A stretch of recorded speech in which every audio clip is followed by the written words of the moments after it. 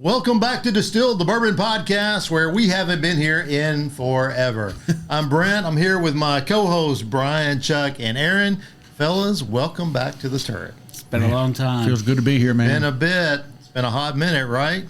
So we're going to call this episode, Where the Hell Have You Been?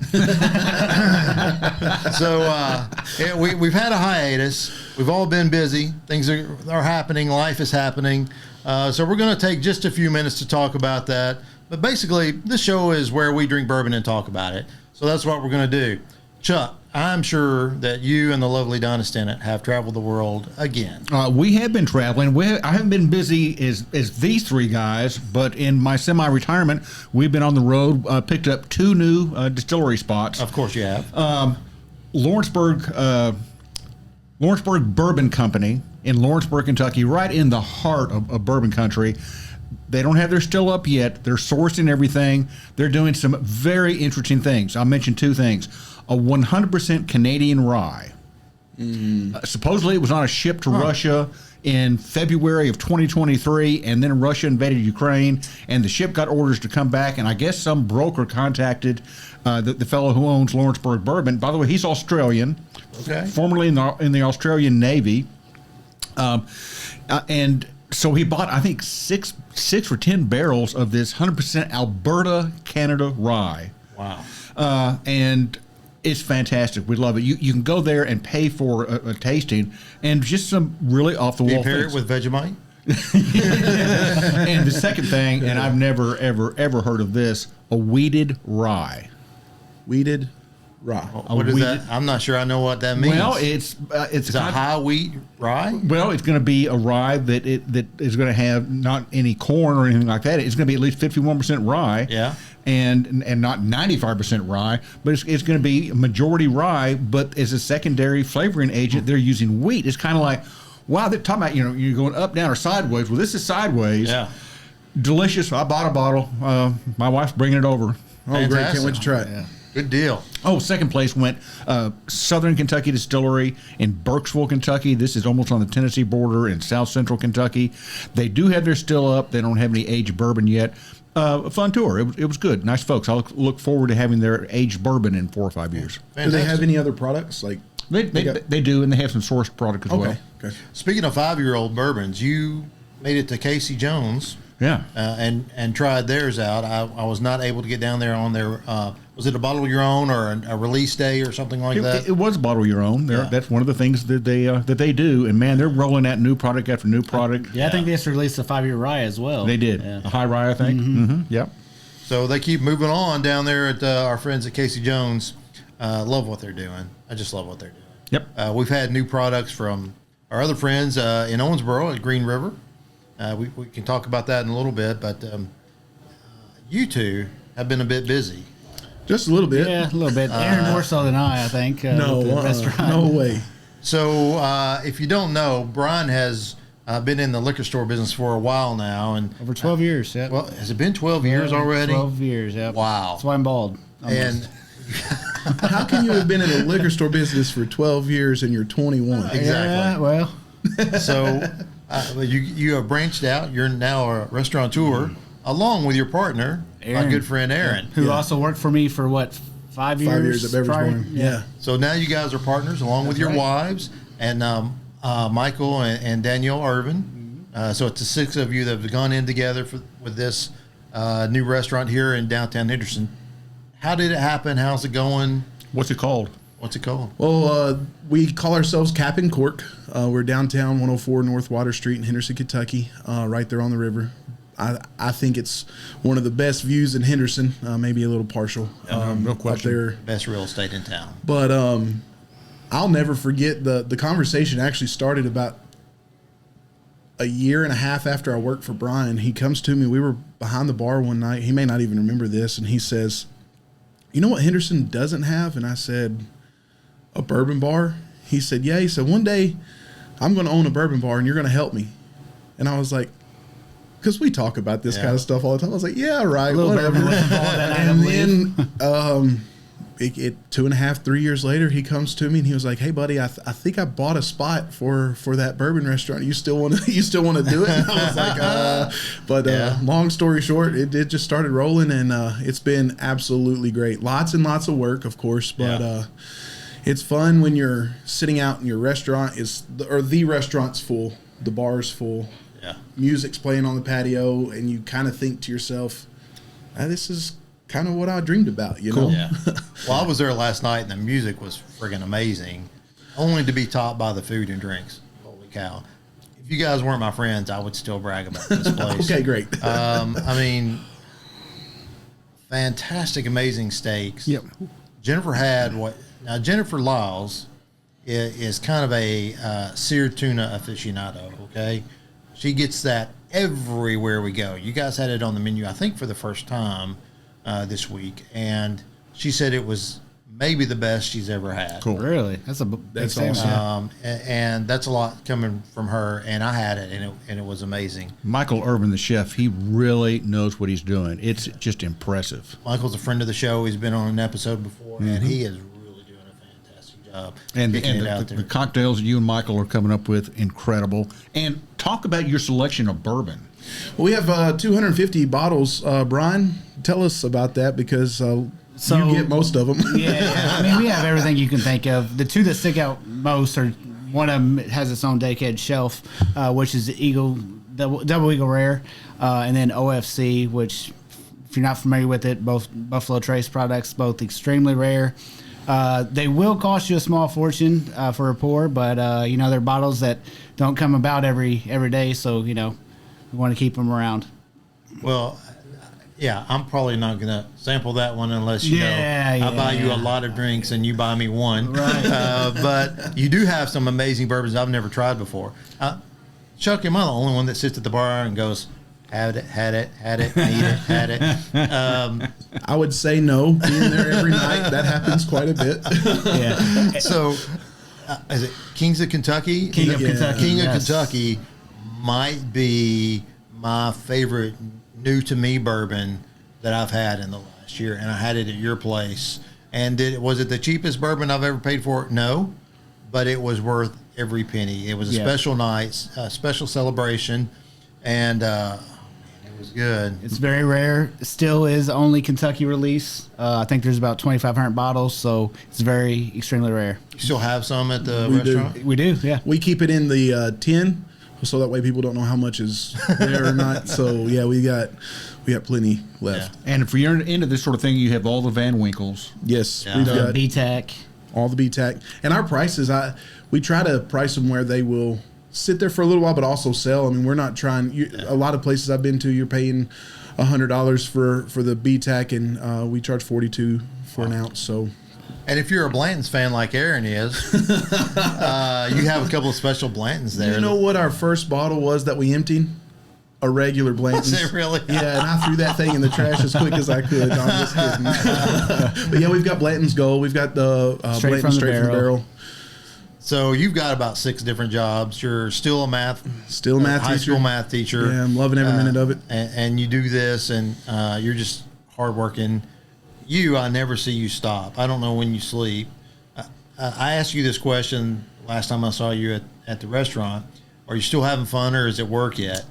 It's still fun. I mean, the restaurant, I'm not there as involved as Aaron is. If you go there any night of the week, Aaron's going to be there, and that's not my forte. If you put me behind the bar, we will get zero business, I promise you. You put me in the kitchen, same way. So I try to stick to where my expertise is, and, that's kind of behind the scenes, and let Aaron and Michael shine. And my day-to-day operation is still the liquor business, liquor stores, and of course I still got my eye on Cap and Cork to make sure everything is running smoothly there as well. What's the address of Cap and Cork? 104 North Water Street, downtown Henderson, Kentucky. In downtown Henderson, Kentucky. I'll mention 4 things. They have a 10-ounce cheeseburger that is amazing. This is one of the finest pieces of beef I've ever put in my mouth. It's 10 ounces, so my wife and I will split it. It's perfect that way. You also have 2 4-ounce fillets. Once again, my wife will split them. So it's a great amount of beef for us, and it's also excellent beef. We love the watermelon caprese salad. So it's a tossed salad. Instead of using tomatoes, it's watermelon and caprese. Really good, and love the perfect Manhattan. Yeah. That is one of our signature cocktails. It rotates on the menu, but if you come in and order it, we will always have the ingredients to make it. So that's cool. One thing about our menu, it changes constantly. We have our staples. You'll always be able to get steak and fries. You'll always be able to get a bacon cheeseburger. You'll always be able to get the pork chop. I say always until we sell out. And our pork chop has been our number one seller. It's a 2-inch pork chop, extremely good. Bone in. We use a bourbon brown sugar sauce.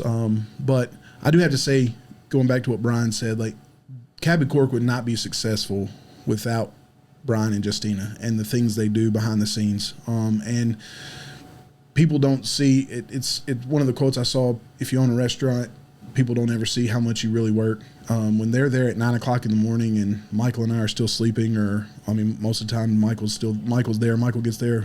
I feel like he lives there. He does. Every time I go there, I normally get there about 2 and I'll leave at midnight or whatever. But Brian and Justina are there at 9 o'clock in the morning doing all kinds of stuff. So it's really cool. We were all friends before we started this. In the back of my mind, I was thinking, oh my God, after we're open for a month, I hope we're still friends. And it's almost like it's brought our friendship a little bit closer. Like we could see how like hard a family everybody. Restaurant to me. I don't know if you guys feel that way. Yeah, but that's what it feels like. Yep. It's something that I think Brian and maybe like when I think about the future, I could easily see if it hangs around and lasts as long as it does, like Peyton working there and Braxton working there and Charlie and that type of thing. So very cool. It's just a cool spot. It's a tough business, though. I mean, there's a reason why. I don't even know the percentage of restaurants that fail. I mean, it is just a tough business. Yeah. So I'm fortunate to have people like Michael and Aaron, and our staff has just been absolutely amazing. We've had very little turnover. Good servers. Thus far, good servers. Yeah. Super good servers. And that's what it takes to be successful. So hopefully we can. This is absolutely a destination bourbon spot. Yes. And Hometown Roots, also in downtown Henderson, they have over 200 bourbons. I'd make this recommendation. Go to the captaincorkendo.com website. Make a reservation because, I mean, they're busy. And we're walking distance to several different bars and restaurants downtown, so you can make it an evening with your. And you guys kind of work together a lot, don't you? Oh, yeah. Love it. Absolutely. Yeah. Had somebody the other night said they had ate an appetizer at Hometown Roots. They stopped at Rookies for main course or drinks or whatever, and they come over to us for dessert. Like that's exactly what we want. And you got Rookies, Hometown Roots, Rockhouse Homers, Rockhouse, Talkaholics. It's almost difficult to figure out which place downtown you're going to go. I found one thing that I love is go in early at like 11 or 12, get my stuff set up, and then run over to Homer's and have a barbecue sandwich. Because nobody's there. I can literally order, and it's waiting for me. I got the fried bologna sandwich this week. Oh, my gosh, it's so good. But I was talking about this before we started the episode. I just love the camaraderie of downtown Henderson. I knew how close Henderson was. I felt it ever since I moved here. I was like, this is a special place. Like, that's the reason why my wife and I moved to Henderson. Not to brag on us, but was it Southern Living that named us? Yes. Yeah. One of the friendliest towns. One of the 20 friendliest towns in the South. Yeah. They nailed it. I mean, within recent weeks. So come on over to Henderson if you don't live here and find out what's going on. Come visit Captain Cork. Yeah, by the way, what have you been doing with your time? Yeah, so I have the sexiest story of all. I've been at work. I've been at work. Apparently, the company that I work for doesn't or can't hire enough pharmacists, so a lot of stores are having to work with reduced hours and reduced hours for the store. But all the pharmacists are working, 60 hours a week. So that's what I've been doing. Are you still helping out with Jen's practice as well? And I am. Yeah, I'm helping Jen, and we also have the not-for-profit. We actually had a board meeting at Captain Cork last night for Thrive Medical Clinic, which is a free, almost free clinic. I think they pay like $3 or something like that, and that meets about once a month. And we're excited to take care of some folks that don't have access to health care. So we're doing some things like that. But yeah, no, I got no excuse other than I've had no time in my life for anything else. I'm happy to be back here with you guys, and nobody wants to hear about me working. So what I do want to tell you about is this cocktail that I found. I was very fortunate to be nominated for a Kentucky Colonel It's a special thing. If you don't live in Kentucky, you may not understand, but it's special to us. And you get this directory every year, and I opened it because I wanted to see if my name was still in it, make sure I paid my dues. And sure enough, it was. But there was a cocktail recipe in there for Kentucky Colonel, and I thought, oh, I'm going to make that. And it's 1 part bourbon, 1 part Tawaka, which is an Italian liqueur that has a very butterscotch, caramel, vanilla, brandy base. Yeah, brandy kind of thing. And then a little splash of ginger ale to finish that off. And you can put a little mint leaf in there if you're bougie. And it's kind of become my favorite go-to cocktail right now. So It's really good. That may change next week, but it's pretty good. So that's all I have to add, really. Hey, shout out to folks who've reached out to us, some of our loyal listeners that were saying, hey, guys, what's going on? Yeah. I say these people, 2 of these idiots started a restaurant, and 1 guy trying to see if he can work himself into the ground, and I'm just sitting around, twiddling my thumbs and traveling the world. We're trying to get to your level, Chuck. But now We're aspiring to be you. you're doing your freelance thing. I've seen more articles from you this year than I think I've seen in the last 3-4 years, maybe. That could be. Yeah. So you and Don are both working pretty hard yourselves in your retirement. We're working so hard. We're going to go to Wild Turkey this weekend to see the new Jimmy Russell Visitor Center. Fantastic. And we're going to go back to Lawrenceburg Bourbon and do another tasting there. And we might go to Four Roses. Just keep a hand in the game. Well, I could see a future episode coming up with some of this stuff. Speaking of future episodes, you might notice that we have some 6 bottles out here. These are all 10 years. So stay tuned. We're about to do a Big Ten challenge. We're going to see which one of these 10 years is the best of the best and which one we might leave on the shelf. Anybody have any opinions? I already know. Yeah. We haven't tasted them yet, but I already know. Yeah. Yeah. So it'll be interesting, but tune into that next video and you'll see that coming. And with that said, thanks for listening, and please drink responsibly.